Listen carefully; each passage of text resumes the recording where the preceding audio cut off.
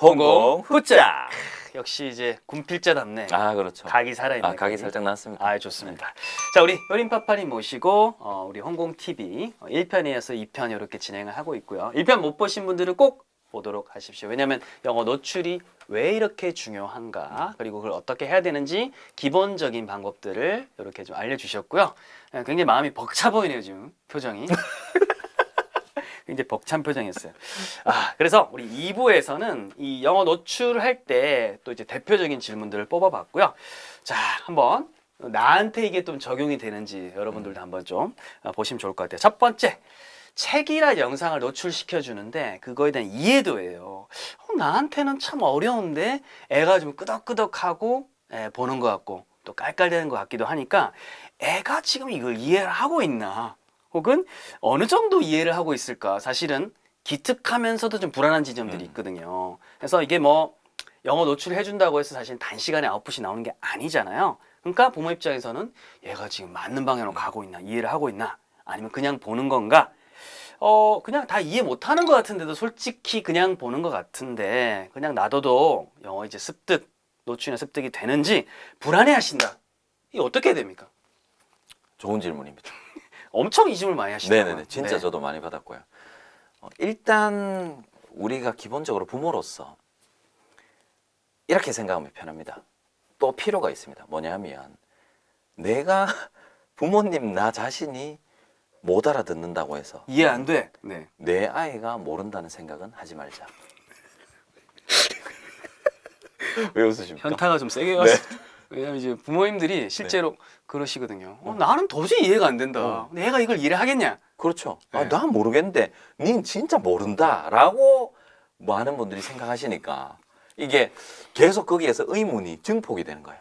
모르는데, 이미 전제가 모르지 싶은데 라는 걸 깔고 들어가기 때문에 몰라 보이지만, 하지만 이 영상이든 책이든 제가 영상이 왜 효과적이다, 아이 입장에서 영어를 습득하고 이해를 하는데 왜 효과적이다 라고 말씀을 드리냐 하면, 사실 이 움직이는 그림이라는 것이 그 자체가 의미잖아요. 거기에 영어 소리가 그대로 씌워져 있잖아요. 움직이는 그림이라는 표현이 좋네요. 그렇죠.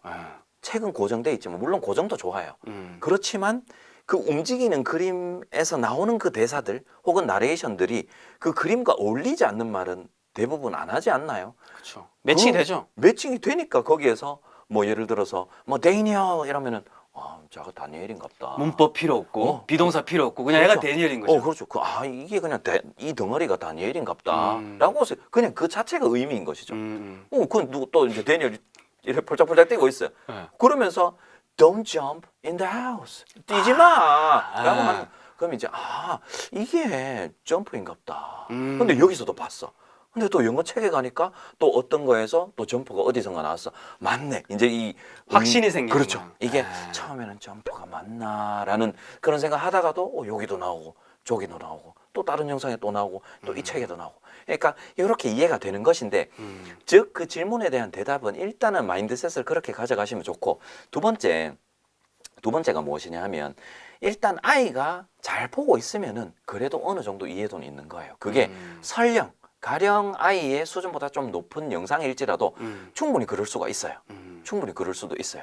그렇지만 아이가 그래도 잘 보고 있다면 영상을 볼 때 이해도가 100%는 아니지만, 100은 아니죠. 네. 100은 아니지만, 그러나 이 영상 처음부터 끝까지의 굵직굵직한 스토리와 그 내용을 즐기면서 재미를 느끼기에는 충분한 이해도를 가지고 있다라는 것이죠. 그러니 일단은 잘 보고 있으면 믿어주시라라는 거죠. 만약에 그러면 좀 잘 보는 것 같은데 이거를 바꿔야 되는 경우는 아이가 신호를 줍니다. 어떤 식으로? 예를 들자면 네. 한 2, 3주 정도 지났어요. 음. 한마디로 아이가 이해도가 극히 떨어지면, 아이가 한마디로 100%는 아니지만 이 영상을 내가 아이의 기준에 있어서 재미를 느끼고 이 모르는 부분들이 너무 답답해서 그게 뚫고 나오는 경우는 이게 이제 더 이상 지속이 안 되는 거죠. 안 보려고 하는 것이죠.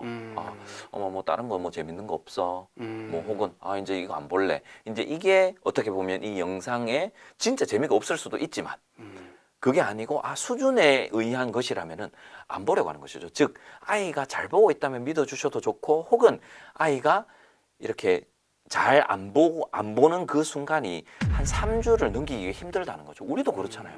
아무것도 이해가 안 되는, 정말 말 하나 이해가 안 되는 어떤 우리나라 드라마, 혹은 예를 들어서 뭐 우리 뭐 외국에 있는 뭐 프랑스어로 된, 우린 프랑스 전공자가 아니니까 지금 모르잖아요. 뭐 불어로 된, 프랑스어로 된 어떤 드라마가 있는데 정말 재밌대요. 이해도가 10% 미만이에요. 3주 이상 보기 힘들다니까요. 파피루스의 그 상용 문자를 우리가 3주 정도 본다.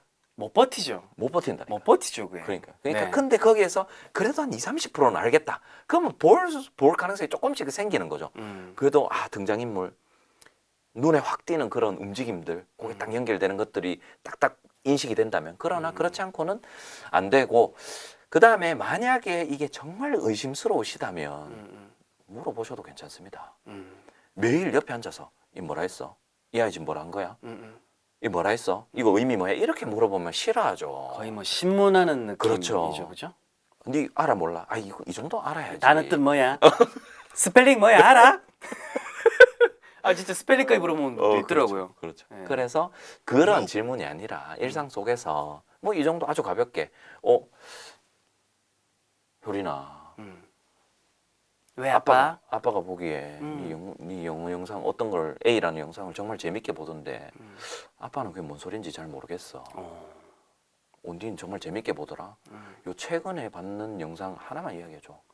아빠 궁금해. 궁금해. 그러면 아이가 뭐 이렇게 뭔가를 이야기하잖아요. 그렇죠. 아빠 페파가 조지랑 그렇죠. 치과 가가지고 치카치카 뭐 이런 거. 그렇죠. 그러니까 그런 걸 조금만 들어봐도 그래도 이해도가 어느 정도 있는 상태에서 보는 거구나. 그냥 시간 낭비는 아니구나. 그렇게 확인할 수 있으니 가끔 정말 궁금하시면 물어보세요. 맥락적인 질문을 조금 하는 게 스몰 토크 형식으로 좋을 것 같고, 우리 때 그 학습식으로 또 끄집어내서 애한테 번역을 시킨다든지 해석을 시킨다든지 이런 것들은 지양해야 될 것 같고요. 전반적으로 애가 좀 잘 보고 있으면 그래도 그게 애가 좀 이해를 하고 있다는 거잖아요. 당연하죠. 우리만 안 들릴 뿐 애는 이제 잘 전반적으로 이해를 하고 있다. 그렇죠. 좋습니다. 그럼 다음 질문이 또 기다리고 있습니다. 다음 질문들이 청독 많이 들어보셨을 거잖아요, 그죠? 네. 요즘은 이제 우리 학부모님들도 이제 보고 듣고 배운 것들이 많으셔가지고 청독 들으면서 음을 들으면서 이렇게 뭐 이렇게 어떻게 보면 손가락을 짚을 때도 있고 이렇게 쭉 텍스트를 이제 읽어 나가는 행위, 굉장히 어떻게 보면 좋은 활동이다라고 해서 많은 전문가들이 권장하는데 우리 아이가 그걸 싫어한다.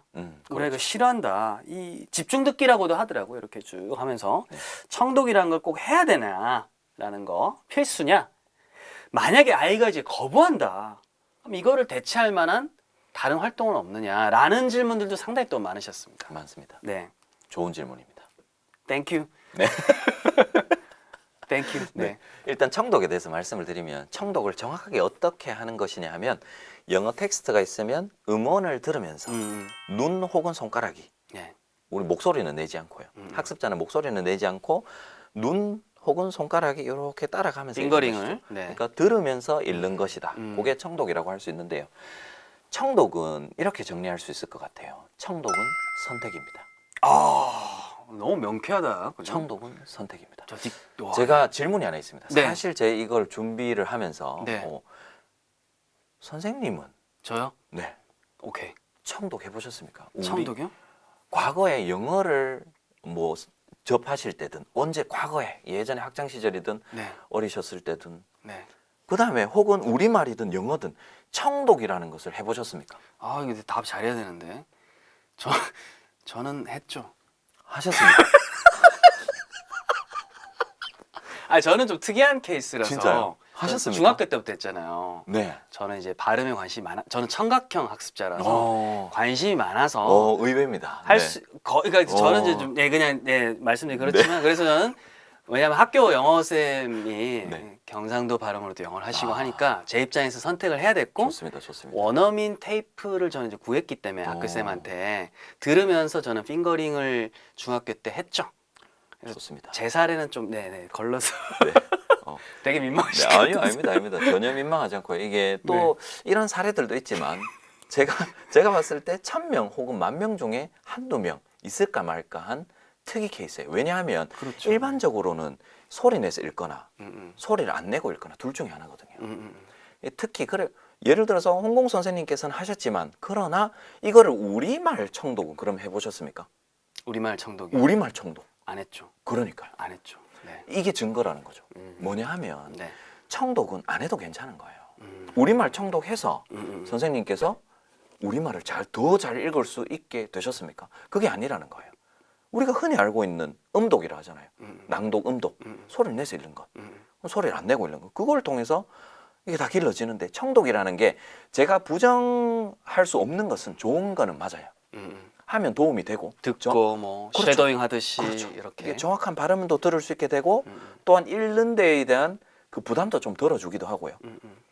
이 독서 자체의 그런 문해력도 길러주고 좋긴 하지만 그렇다고 해서 이 자체가 인위적인 독서의 형태이기 때문에 그것을 아이가 부담스러워하거나 싫어한다면은 선택적으로 할 수 있는 것이지 꼭 해야 되는 그런 요소는 아니다라는 것을 말씀을 드리고 싶습니다. 아, 그러면 대체할 만한 것은 뭐 그럼 어떤 게 일단 네, 대체할 만한 것도 제가 말씀을 드릴 건데 일단 이 청독에 대해서 그러면 이분법으로 가진 않았으면 좋겠어요. 예를 들어서 내 아이는 아니야.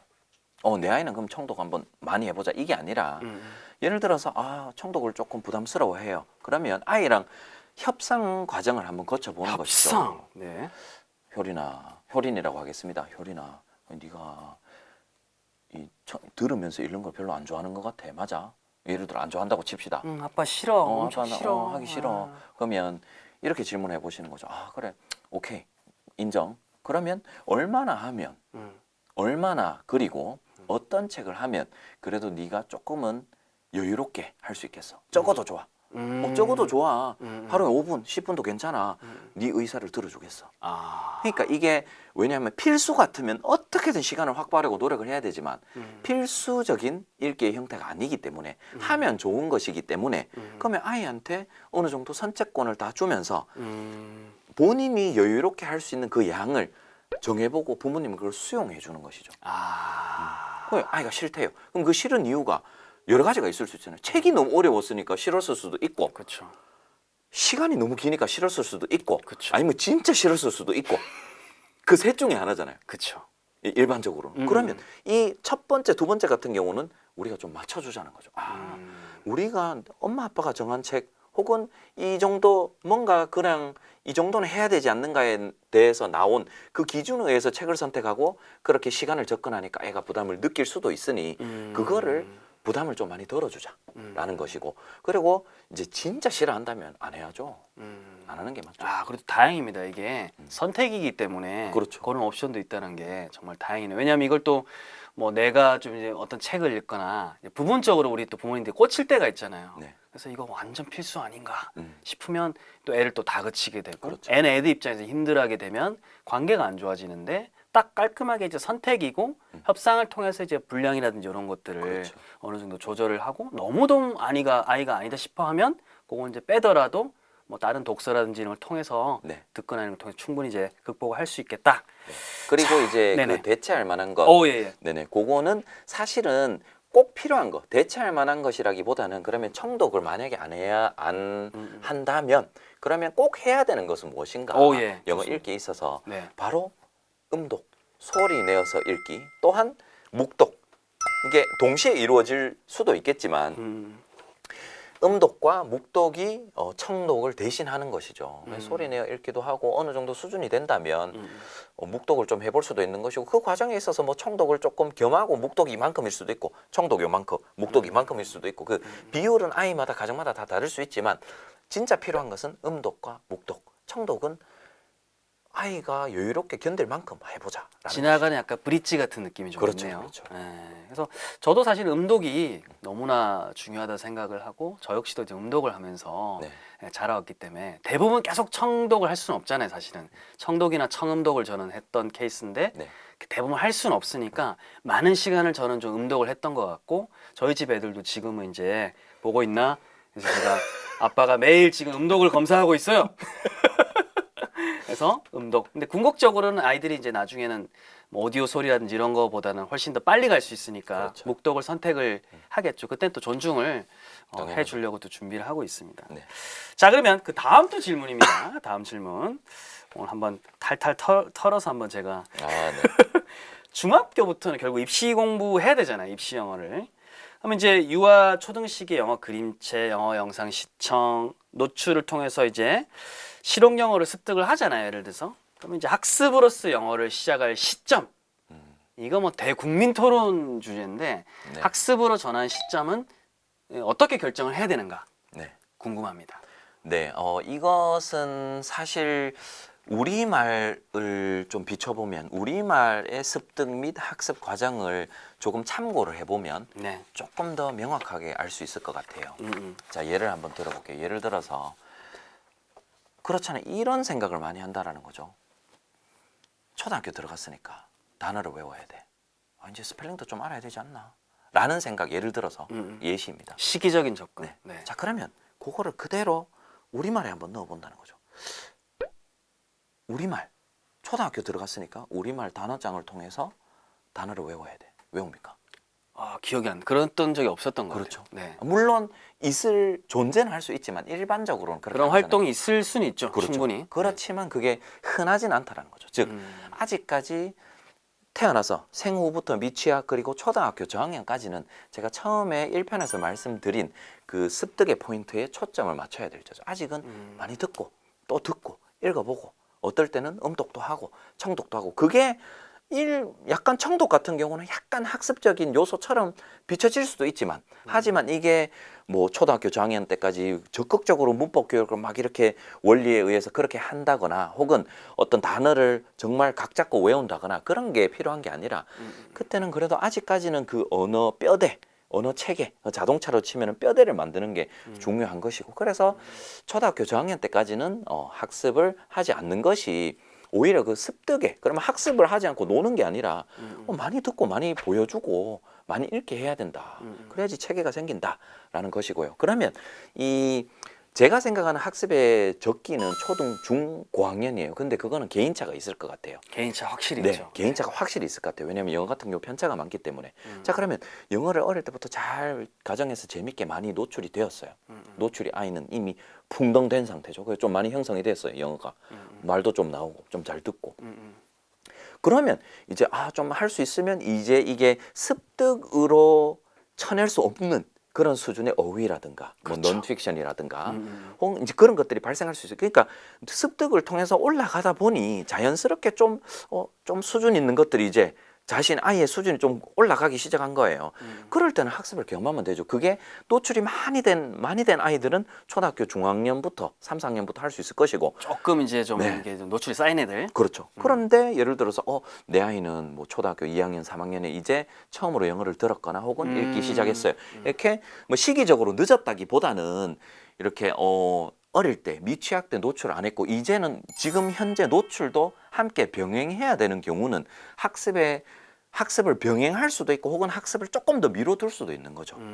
그렇기 때문에 제가 생각했을 때는 한 초등학교 3학년에서 6학년 사이에 학습을 시작해야 되는 그 어딘가가 있지만 그 안에서 개인차가 노출의 정도에 따라서 좀 편차가 갈리지 않겠는가라고 생각을 합니다. 적기는 결국 혈입파파님께서 말씀하시는 건 어떤 시점이 아니라 범위네요. 레인지인 거네요. 그렇죠? 그렇죠. 왜냐하면 아이가 다 다르고 영어 습득한 그 정도가 다 다르고 다 다르기 때문에 그런 것이죠. 그러면 그러면 그런 질문을 한번 해볼게요. 그러면 늦어도 이때는 최후의 하방. 늦어도 이때는이라고 하면 그럼 초등학교 한 고학년까지는 한번 그래도 학습적인 것을 시작은 해야 된다. 이렇게 보시는 걸 생각할 수 있을까요? 그 학습을 어떤 게 학습이라고 할수 정의를 있을까요? 좀 드릴게요. 네네네. 그러면 한두 가지 중학교 예시를 주시면. 들어가기 전에 약간 기초 문법이라든지 네네네네. 뭐 중학교형 독해. 근데 적어도 보통은 영문법이라 생각이 돼요. 네네. 중학교 영문법이라고 하면 네. 늦어도 이때까지는 그래도 좀 맛은 봐야 된다. 네.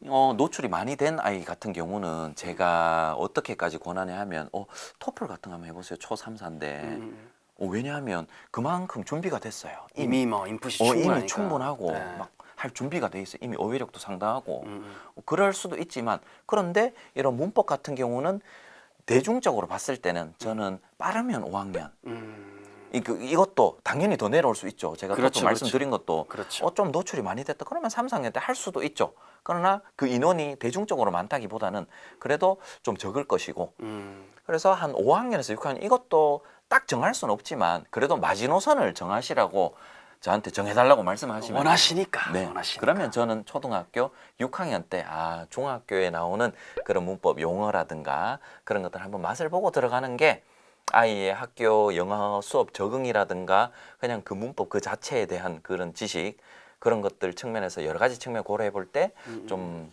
순탄하게 갈 수 있지 않겠는가라고 생각합니다. 알겠습니다. 자, 그럼 이제 다음 질문. 이제 입시 영어로 지금 가는 브릿지 이야기까지는 했거든요, 사실은.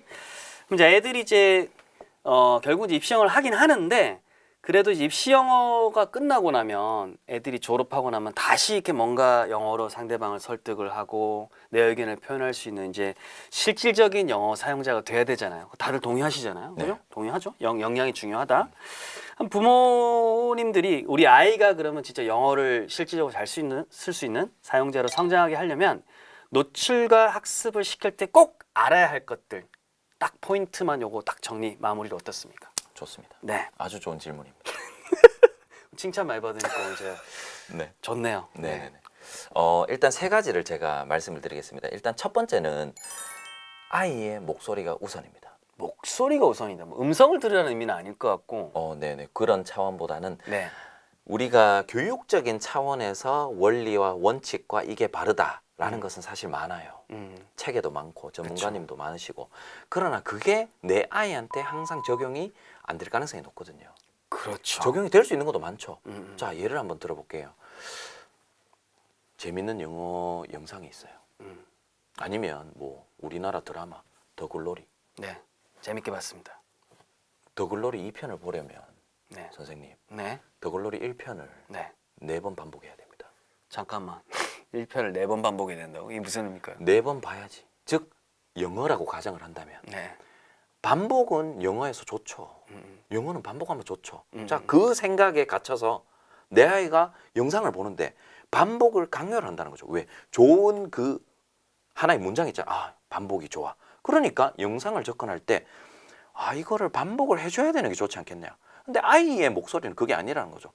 엄마, 나 그 다음 거. 다음 거 보고 싶어. 그 다음 거, 그 다음 거. 그게 답인데. 음.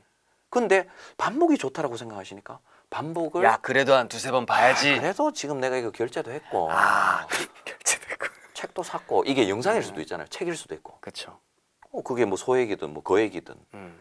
좀 돈도 좀 들어갔고 반복해서 진득하게 좀 보았으면 반복해서 좋겠는데. 이게 좀 자동화가 됐으면 좋겠는데 그러나 그것보다 더 우선시되는 게 아이의 목소리. 아이의 목소리 그런 의미군요. 아이가 또 이제 취향이 또 그렇죠. 어떤 애들은 또 반복해서 보는 것도 좋아하더라고요. 그렇죠. 그러면 그걸 또 존중해 줘야죠. 근데 부모님은 빨리 또 빼야지 이렇게. 그렇죠.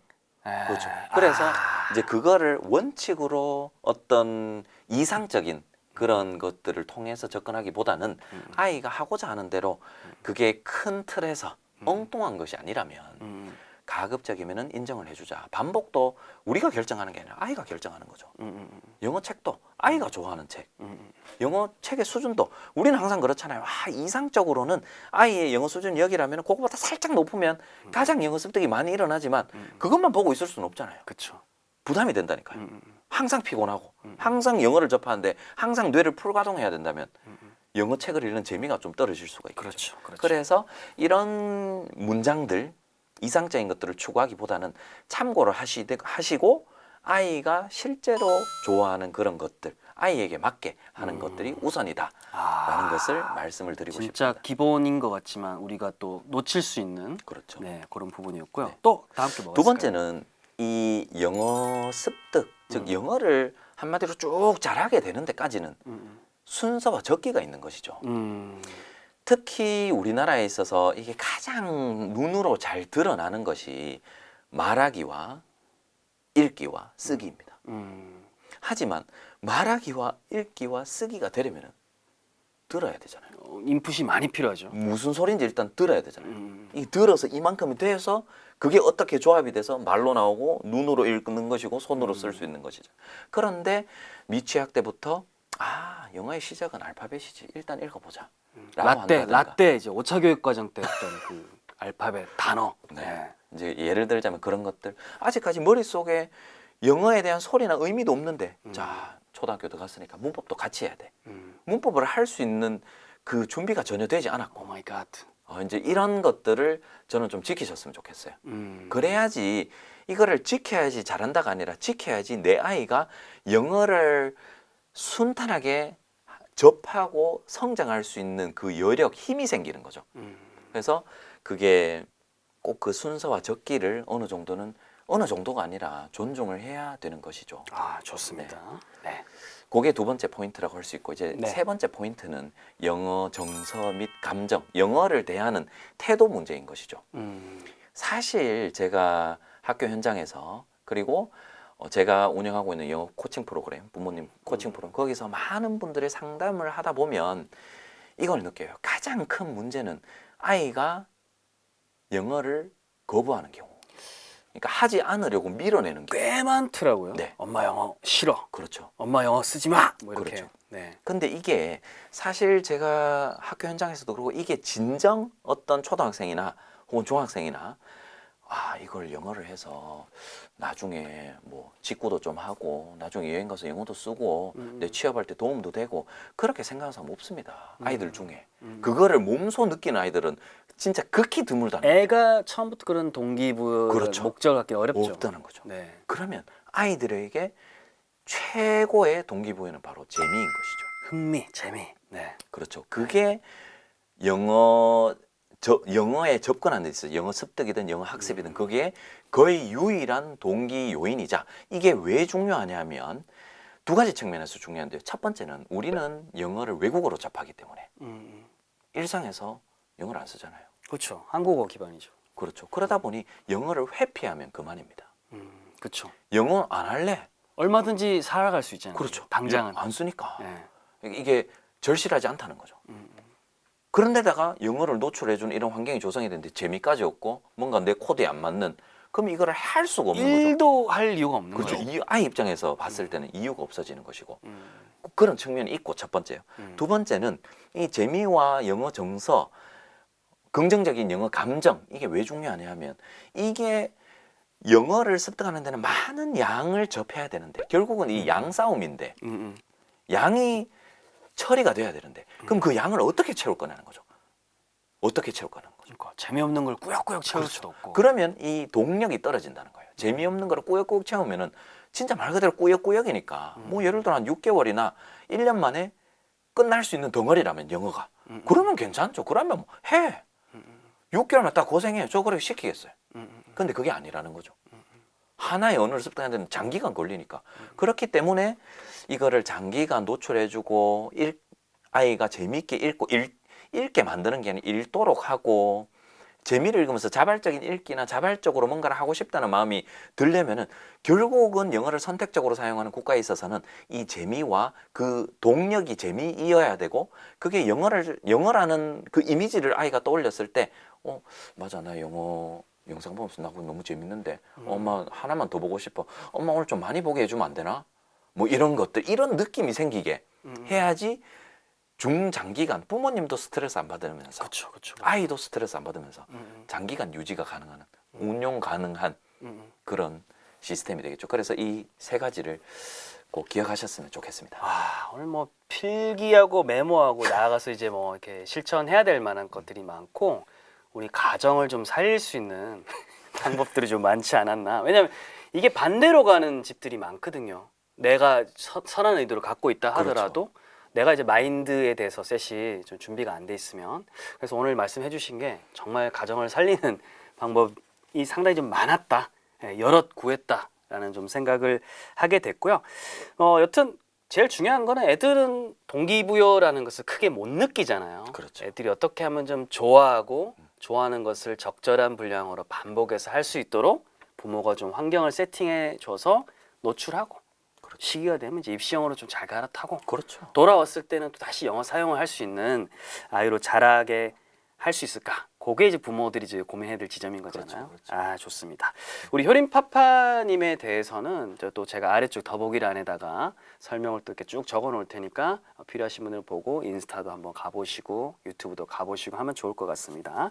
오늘 유익한 조언 정말 감사드리고요. 다음번에도 한번 또 나와 주이소. 네, 좋습니다. 초대해 주셔서 감사드립니다. 네, 홍공TV는 언제나 여러분들한테 도움이 되고 나아가서 정말 우리 아이들의 영어 감정에 도움되는 컨텐츠를 많이 만들도록 하겠습니다. 저희는 또 다음 시간에 뵙도록 하겠습니다. 저희 가볼게요. 안녕.